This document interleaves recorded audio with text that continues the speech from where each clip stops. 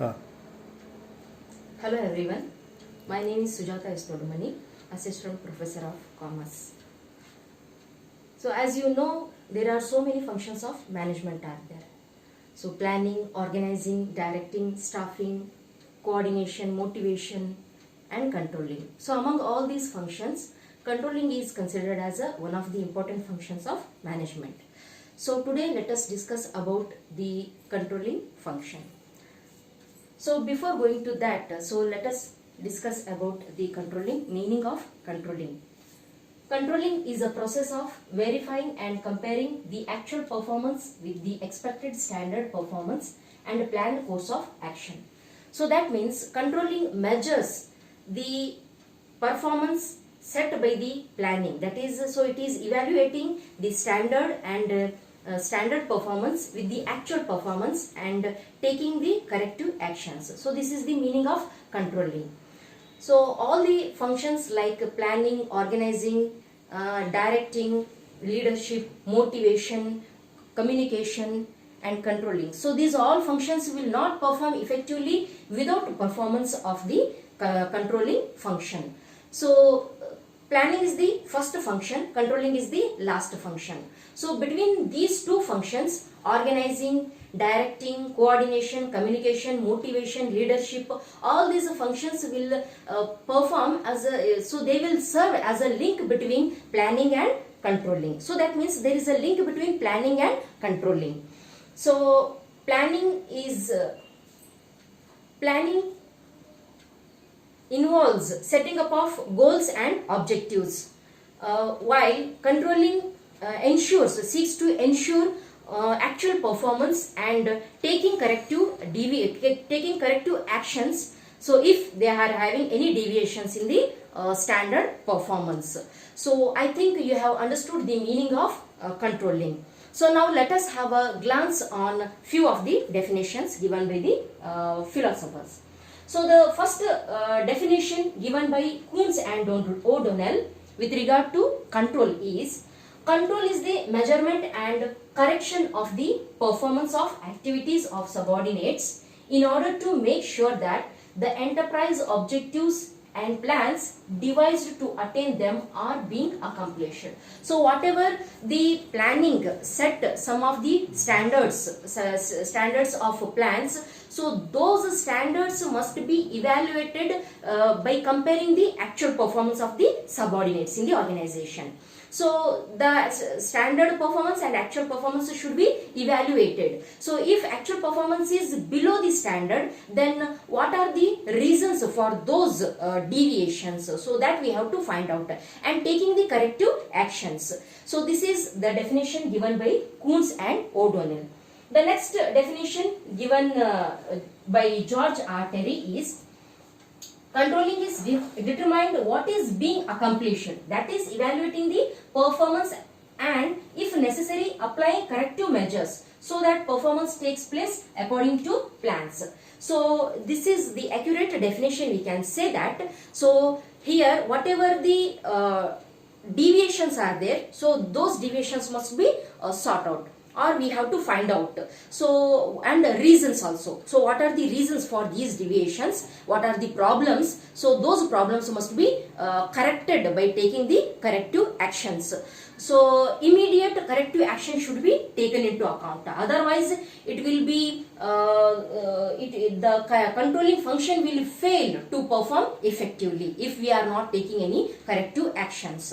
So among all these, by seeing these two definitions, we can say that controlling is evaluation of the actual performance with the standard performance set by the planning and finding out the deviations, if any deviations are there, and then taking the corrective actions. So this is the proper meaning of controlling, we can say. So there are few features or characteristics of controlling are there. So let us discuss a few of the characteristics. So we can say nature or features or characteristics of control. So among them, the first one is the control is a managerial function. Yes, control is the not only function of a chief executive, but it is the duty of every manager at who are working at different levels of the management. So I told it is the duty of every manager or a supervisor to control the performance of his subordinates for ensuring the achievement of the organizational goals. So that means it is the duty of every manager or supervisor to control at all the levels of the management. So we can say that the controlling can be applied better in a line organization, but not in the staff personnel. Then next is control is a dynamic process. Control is a dynamic activity. It is a never ending process. So it exists as long as the organization exists. So it is a dynamic in the sense that it is amenable to change. So that means it will changes as and when it feels better. So it is a process of a constant and continuous revision and analysis of the standards and plans, understanding of the variations between the performance and the plans. So therefore it is therefore considered as a flexible but not the static. So that means it has to adopt some of the changes wherever it will feels correct. So then the next is sorry. Control is mainly forward looking. So control is related with future, since past which is already gone cannot be controlled. But past provides the base for the future, for determining controlling measures for future period of time. The management will study the past information or the past performance, particularly when its standard is below. The management will study the performance, its history or the past information when its standard is below, to take the corrective actions and try to find out where there is a deviations are there, what are the problems are there. So by taking the corrective measurements, so we can ensure the proper control in the organization. So therefore it leads, the control leads or the control avoids the losses, wastages, and if any deviations are there from the standard, so it will totally avoid. So therefore it is very helpful to the organization. Then the next is planning and controlling are closely related with each other. Yes, definitely. So there is a relationship between planning and controlling. So as I already told, planning is the first function, controlling is the last function. But still there is a connection between the planning and the controlling. So planning will not work properly without proper controlling, and control will not work properly without having a proper planning, we can say that. So that means there is a connection or there is a relationship between the planning and controlling. So if any planning will set the objectives, the goals, so where the process of a control has to follow all these whatever the rules set by the organization. So if any deviations are there, or if these goals are not achieved, if the controlling will reveal whether it is not following the proper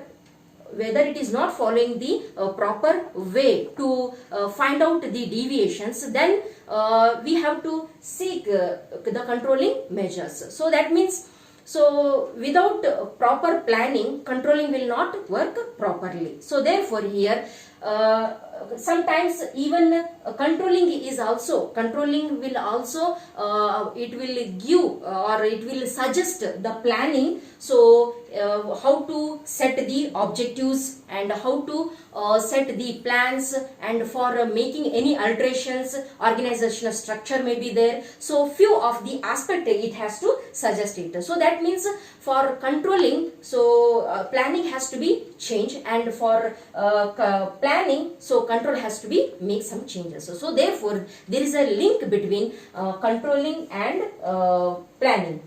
So the last but not the least, control is all pervasive. Control is essential at all levels of the management. Since planning is done at all levels of management, and control is also undertaken at all levels of the management. So therefore it is considered as a pervasive. Pervasive means it is applicable to all the organization without immaterial, whether it is a financial organization or non-financial organization. So these principles of management, or we can say controlling can be adopted at all the levels of the management, so therefore it is considered as a pervasive. So these are the few of the features of controlling. So with this we can end our video.